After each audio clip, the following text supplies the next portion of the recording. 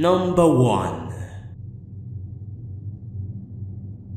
When I was about 12, my great uncle John came from Ukraine to visit us in Canada. He had a lot of stories, but this was the one that stood out to me. In the late 1960s, John was travelling by train from his village to another to visit family. He had to change trains at one point and was dropped off at what amounted to a platform and a hut in the middle of nowhere.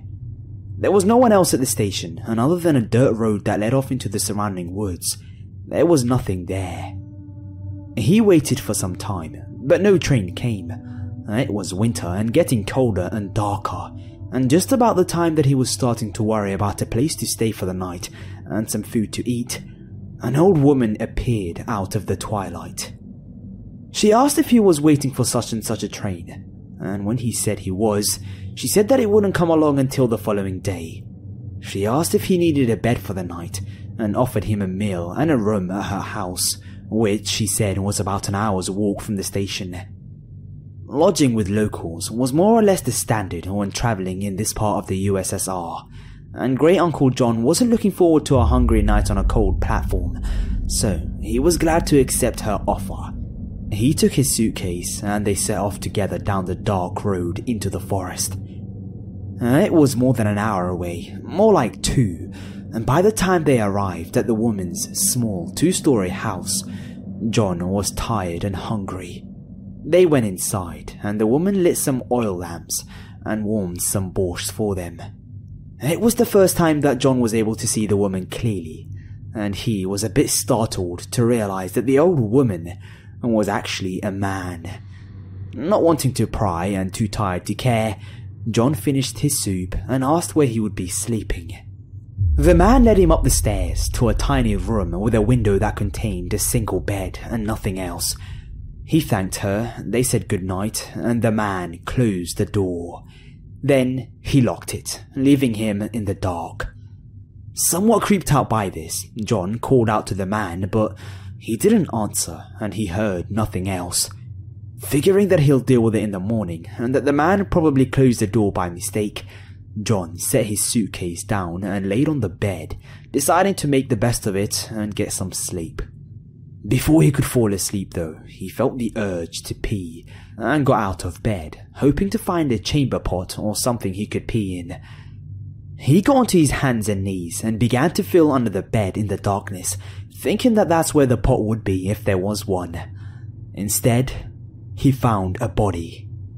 "Nope," Great Uncle said, and went right to the window to see if he could exit the room that way. It was nailed shut.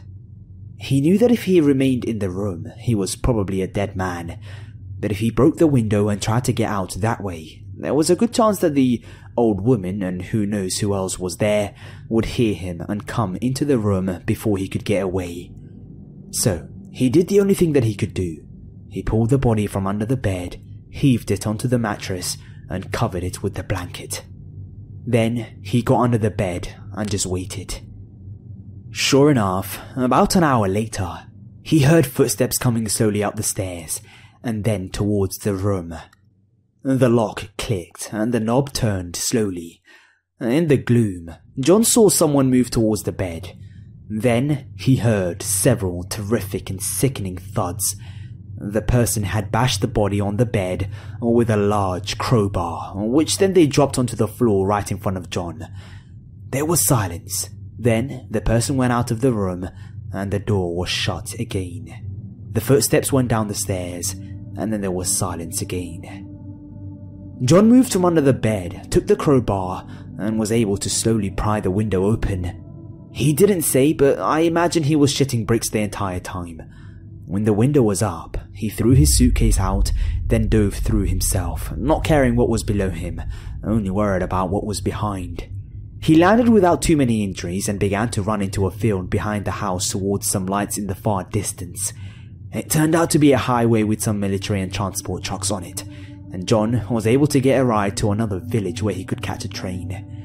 He didn't bother reporting what had happened to the authorities, since in that time in the USSR, there was a distinct chance that he would probably be the one who got into trouble for all of this.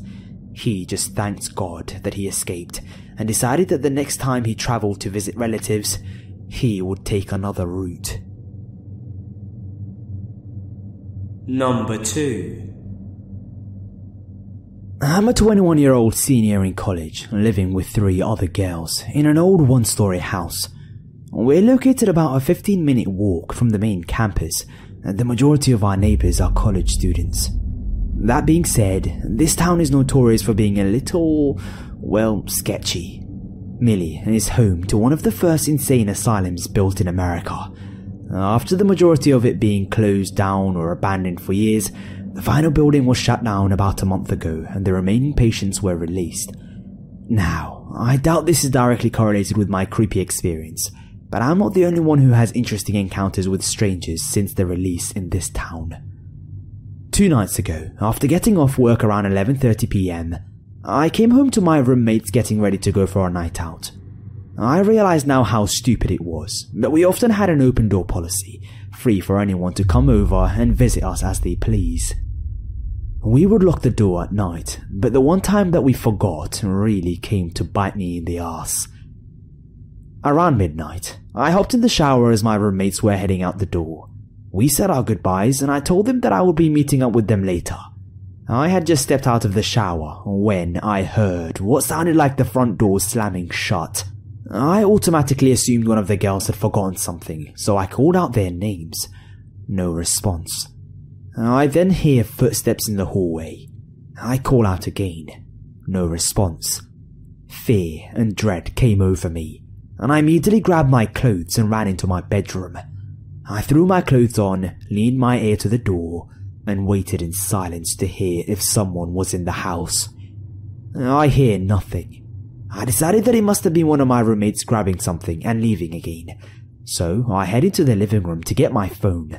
6 missed calls, and it's still ringing. My roommate, Carrie, was on the other end. I answered and immediately could hear the panic in her voice. "Lee, are you in the house?" "Yes, why, Carrie?" "You need to get out. Sam drove by and said that he saw a man walking through the front door. He called the police, but you need to leave, now." I shit my pants. Nothing was going through my head besides pure adrenaline and fear. I wasn't sure of the man's intentions, but I sure wasn't going to wait to find out. While remaining on the phone with my roommate, I bolted out to the front door and hid behind my car. I watched the house from afar, waiting anxiously to see any movement. My thought process was not at its finest at this point, and I realized I probably could have made smarter decisions. As my friends approached in the truck, I sprinted out from behind my car and jumped in the back of their truck bed. Just as I did that, a dark figure scurried off into the woods, running in the opposite direction. I can only assume he'd been inching closer to me as I was waiting for them to arrive. I screamed bloody murder and we floored it out of there. I refused to go back into the house until the police arrived, and it had been triple checked. There were no signs of anything being touched or stolen, which makes me wonder what the man's intentions were. You can guarantee that I've locked my door every night since. Number 3.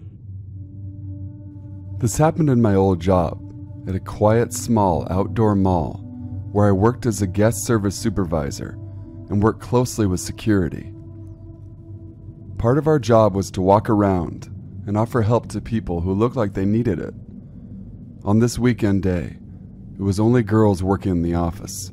Sarah, myself, and my best friend who has a security supervisor, Melody. There was also Juan, the bilingual housekeeper that was walking around and cleaning up guests' lazy habits of not throwing trash away. There's trash cans everywhere, people. Use them. We're all about 22 to 25 years old. It was Sarah's turn to go out and walk around. She's not gone long, however, and comes back with this short Hispanic man, who we will just call the man. And he looks to be about the same age as many of our dads. This man has a confused look. She comes back with a confused look on her face. Anyways, she walks in with the man and comes up to the desk and tells me she thinks he needs help finding a job. We would advertise open jobs in the mall on our website, so it was very common for people, mostly high school kids, to come in asking for a list of job openings. So I print one out and the man looks at me and shakes his head. He points at Sarah and says something in Spanish. None of us speak Spanish, so Melody called for Juan over the radio to translate for us, which happened frequently since we live in Southern California. Juan comes in, and we tell him that the man wants something, but we can't understand him. Juan starts to talk to the man, who by then is speaking extremely fast and using a lot of hand motions. As I said, none of us understand what is being said, but the man keeps pointing to Sarah, myself, and then to Melody while shaking his head.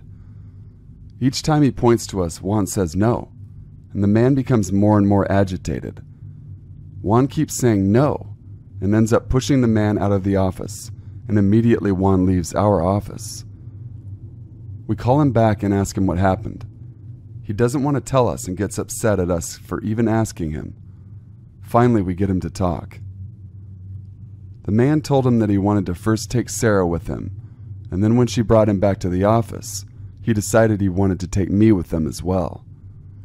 He didn't want Melody because she had a ring on and looked angry. She proudly suffers from resting bitch face. Juan kept asking him where he wanted to take us. The man said that the world was going to blow up, and he wanted to take us on his spaceship and go to another planet and have babies there. After Juan kept telling him no, that he couldn't take us, the man kept getting upset and said he would come back for us another day. Obviously, we were all freaked out, and since this was such a quiet, small mall, there was no surveillance system in place. We each told our managers what happened. We didn't see the man for several weeks, until Sarah, Melody, and myself were all working alone again. The man walked in and came towards Sarah and myself. Melody jumped in front of him and started to yell at him to leave, but the man kept saying something and pointing at us, outside, and then up in the air, and then he left. This happened again later that week. Management finally agreed to let us call the police after Juan and the man ran into each other, and the man told Juan that he needed to get us to his spaceship by October 10th, because that's when he was going to blow up the mall. The police were notified. We all gave our testimonies and descriptions of the man and the several encounters we had. By this point, Juan had turned in his 2 weeks' notice, unsure if it was due to the situation or what. On October 10th, there were several patrol cars in the parking lot and a few more uniformed police officers roaming around the mall, with one stationed in our office all day. Thankfully, by the end of the day, nothing happened. We never saw the man again. Number 4. Yesterday, on Thanksgiving, I woke up from having slept late and wanted to go for a walk in the park before the sun went down. As I pulled into the parking lot, I noticed a van next to me. There was a woman outside the passenger door of the van. She whirled around and stared at me for about 6 seconds. Her face was completely cracked out. It had that sunken reptile look. Her eyes were absolutely dead. I could tell that she was completely out of it. In the driver's seat was a greasy looking man. He was just staring at me. I got out of the car and wasn't too worried yet, because this park is on a busy street. I began walking towards the path that would lead me into the park while constantly looking behind me. The crackheads were now in their van, rooting around for something.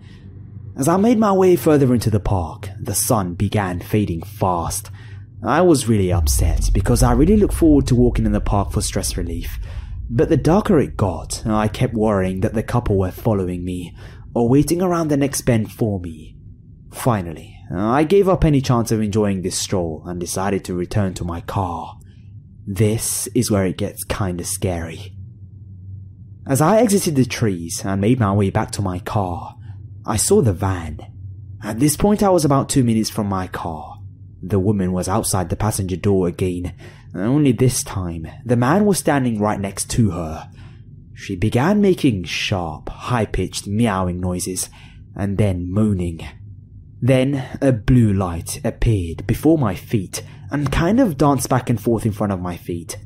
The guy was holding a flashlight and shining it through the van windows directly in front of me. Every internal alarm I had was going off.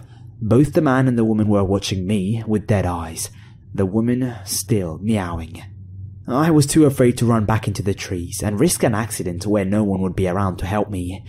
I decided to just risk the chance that I might be faster than them, that I would get into my car quicker than they could do whatever it was that they wanted to do to me. I began walking at a very fast pace towards my car while keeping an eye on them. As I got 5 feet from my driver's door, the man made a beeline for me, his blue light hitting me in the eyes. He was right at my trunk, heading for the driver's door when I shut it and locked the doors immediately. The woman walked to my passenger door and just stared at me. The guy did the same at my driver's window. I flicked the man off and very obviously mouthed the words, "Fuck you," in very slow motion. I started my car and sped off away from the park and returned home. Then I called my family, who are all in different states, and told them that I love them and that I miss them.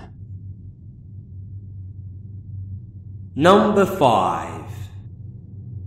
A few years ago, I lived near a large expanse of national forest that was riddled with small winding trails and a larger set of roads that had been set up for forestry.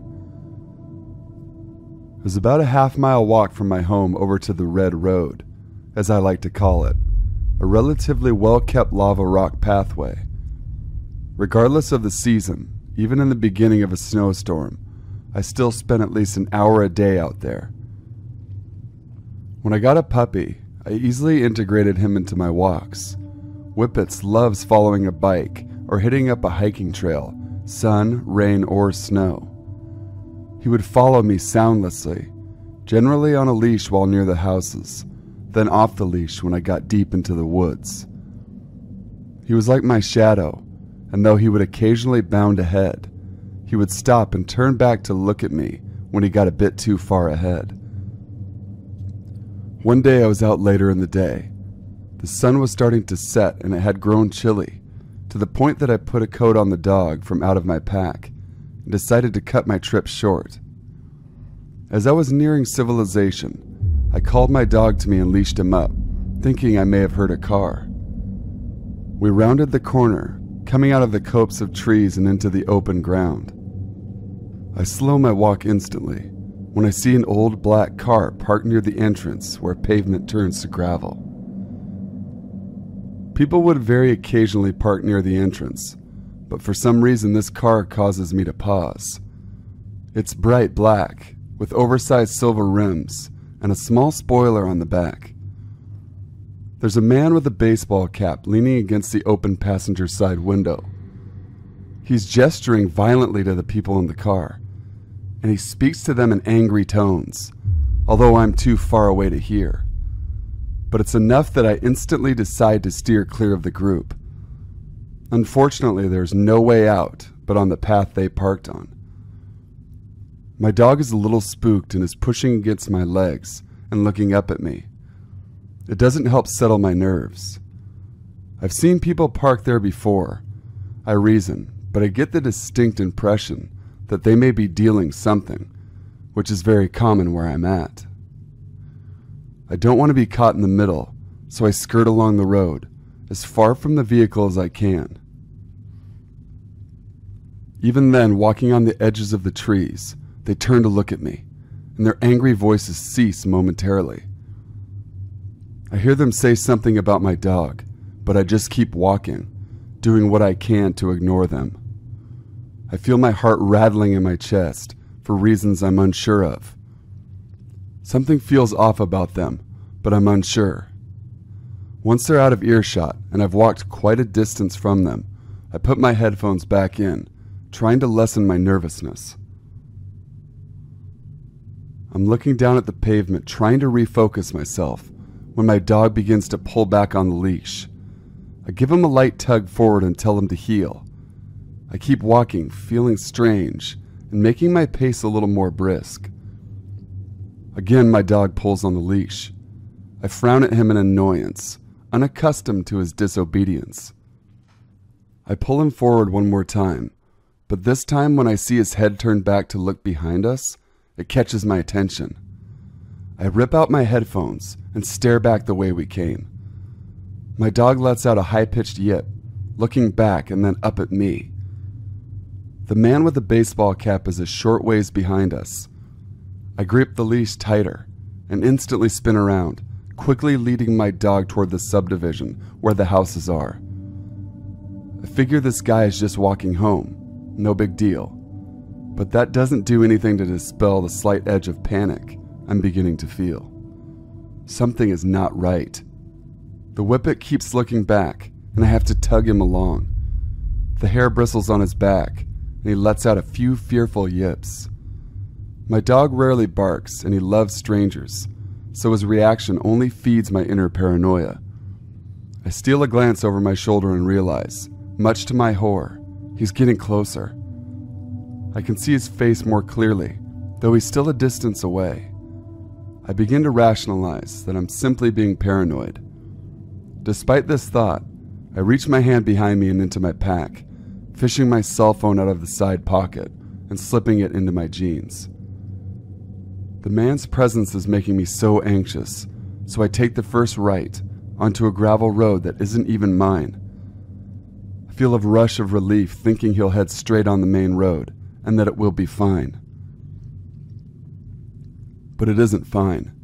I hear the crunch of gravel behind me, and the dog is yanking wholeheartedly at the leash. My adrenaline suddenly whooshes into my bloodstream, and I feel my hands get clammy. No! He must not live down this road. He must just live down this road, I think, trying to soothe myself. It's a loop, the road I picked, so I know that it goes back to the main road toward where I live. But as I near the end of the loop, I look back. The man in the baseball cap and the dark shirt, he's still behind me, keeping his distance, but still seemingly closer than before. Full-blown panic erupts. I now know that he appears to be following me. For what intent, I don't know. I can try to get to a house, but most of them have fences and gates, and people don't take too well to trespassers. I quickly pull my phone out of my pocket and flip it open, selecting home. It rings several times, making my blood pump erratically. My mom is home, but disabled and often gets tired and falls asleep. It's about to go to voicemail, but she picks up, sounding groggy. "Someone's following me," I blurt out as quietly as I can. She instantly asks me where I am, and I whisper into the phone, carefully glancing over my shoulder. He's very close now, maybe 15 feet ahead, and my dog is going crazy. She says she'll be right there. I walk as fast as I can without running, and I realize that the man behind me is also walking faster, and instead of increasing the distance between us, it remains the same. The houses are far from the gravel road, so I don't know where to go. I could try to get to a house and pound on a door, but then I wonder about the black car, and if they have something to do with it. What if he calls them and they come too? I'm panicking, but I know my mom isn't far from me, so I start to jog, and my dog is keeping up, but constantly looking back. Suddenly a large truck comes into view. A huge wave of dust is pluming behind it. It comes to a very rapid halt in front of me, and I look back to see the man in the baseball cap sprinting into a yard to the left, running over someone's lawn, and then disappearing behind a house. My mom is getting out of the truck and comes over to me saying breathlessly, "Is that him? Is that the guy that was following you?" I nod. There's no sight of him now. He's gone, having fled between the houses and probably out onto a main road. We get into the truck and my mom is red-faced and panicked, but seems to be slowly calming down. "I don't want you going out anymore," she says, looking over at me.